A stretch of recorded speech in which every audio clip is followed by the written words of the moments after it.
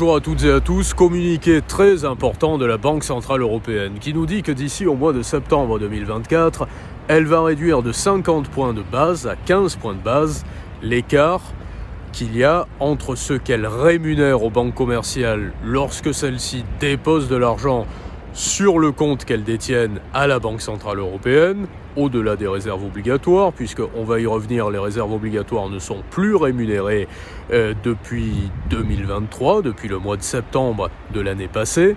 Et donc l'écart qu'il y a entre cette rémunération et ce que les banques commerciales paient comme intérêt lorsque la Banque Centrale leur accorde de la liquidité. Donc au premier abord, une telle décision nous fait déduire que les banques commerciales vont avoir plus d'aisance, plus de facilité pour obtenir du cash, de la liquidité. Or, il n'en est rien. En réalité, je vous explique pourquoi il n'en est rien, parce que d'ici 6 mois, 1 an, allez, 2 au maximum, la Banque Centrale Européenne va décider d'augmenter le seuil des réserves obligatoires des banques commerciales. Et entre nous, c'est un prétexte idéal, elle aurait bien raison de le faire puisque le système est à 2 doigts de la faillite, à 2 doigts de l'effondrement. Ce sera une sage décision. Sage décision, bon prétexte également pour la Banque Centrale Européenne pour tenter de sauver son bilan. Parce que la Banque Centrale Européenne a essuyé de lourdes pertes, pour la première fois d'ailleurs depuis 20 ans l'année passée, et au dernier bilan. Et la Banque Centrale, avec la remontée brutale des taux d'intérêt, notamment du taux de la facilité de dépôt, a été contrainte de rémunérer beaucoup plus d'argent déposé par les banques commerciales, les 115 banques, je crois qu'il y en a 115, une bonne centaine, banques commerciales qu'elle régit.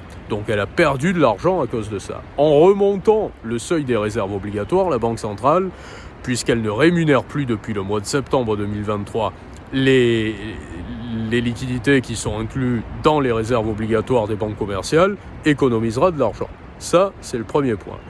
Ce qu'il faut noter, c'est que dans un premier temps, auparavant, les réserves obligatoires, jusqu'en 2022, si mes souvenirs sont bons, étaient rémunérées par rapport au taux principal de refinancement. Et que la Banque Centrale Européenne avait, dans un communiqué, décidé, voté à l'unanimité, comme très souvent, puisque tout est voté apparemment à l'unanimité à la Banque Centrale Européenne, de modifier cela et de faire rémunérer les dépôts qui se situait dans la réserve obligatoire par rapport au taux de la facilité de dépôt. Ce qui pouvait être plus logique d'ailleurs, puisque comme son nom l'indique, le taux de la facilité de dépôt a pour objet de rémunérer les dépôts des banques commerciales à la Banque Centrale, qui sont logés à la Banque Centrale. Et depuis septembre 2023, les réserves obligatoires ne sont plus rémunérées. Donc seuls les dépôts des banques commerciales qui se situent au-delà des réserves obligatoires, qui sont à 1% en Europe, à la Banque Centrale Européenne, du tangible des banques, sont rémunérés. Seul l'excédent de ce dépôt est rémunéré. Donc premier point. Ce qu'il faut comprendre également, c'est que la Banque Centrale Européenne n'a pas pour intention, dans ce dernier communiqué, c'est ce que l'on peut lire, d'abandonner son rôle politique et de revenir à une fonction d'organisme émetteur de monnaie parfaitement indépendant du système politique. Puisque la BCE nous dit également qu'elle va normaliser ses achats de titres non conventionnels, ces opérations non conventionnelles. Normaliser quelque chose de non conventionnel est par nature, par essence, totalement antagonique.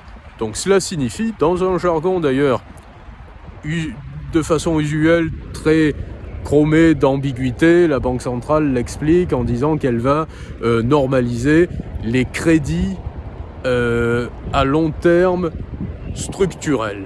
Donc en quelque sorte le quantitative easing, ou ce qui avait déjà changé de nom mais qui s'appelait plus le quantitative easing, plus l'assouplissement quantitatif, mais qui a un autre nom, un autre acronyme, et qui va encore en avoir un autre à l'avenir, mais c'est-à-dire que la Banque Centrale Européenne va probablement favoriser, on peut l'imaginer, on fait un peu de prospective, des banques qui seraient plus vertes que d'autres, et sanctionner d'autres organismes bancaires moins verts que ceux qui sont plus verts et qui correspondent à une certaine forme de transition écologique voulue par les deals politiques. Pas à l'écologie, mais à la transition écologique, je dis bien. Ça, c'est de la prospective, mais plus que probable. Donc, toujours est-il que ce qu'il faut comprendre de ce communiqué est que la Banque Centrale Européenne va normaliser, elle le dit, les crédits à long terme structurels, donc sa politique monétaire qu'elle était contrainte d'admettre, de qualifier de non conventionnelle jusqu'à présent, et qu'elle va également abaisser donc l'écart, comme je le disais, entre ceux qu'elle rémunère aux banques commerciales et ceux qu'elle fait payer aux banques commerciales. Donc d'une part, il va y avoir plus de facilité d'avoir de la liquidité pour les banques commerciales, mais comme je vous le disais, ce qu'il faut comprendre, même si personne ne l'a encore dit, je le fais d'ailleurs, je le dis en premier, j'ouvre la voie pour les autres, mais c'est que la Banque Centrale Européenne est en train de préparer le terrain pour les banques commerciales pour qu'elles puissent obtenir de la liquidité avant de remonter les réserves obligatoires.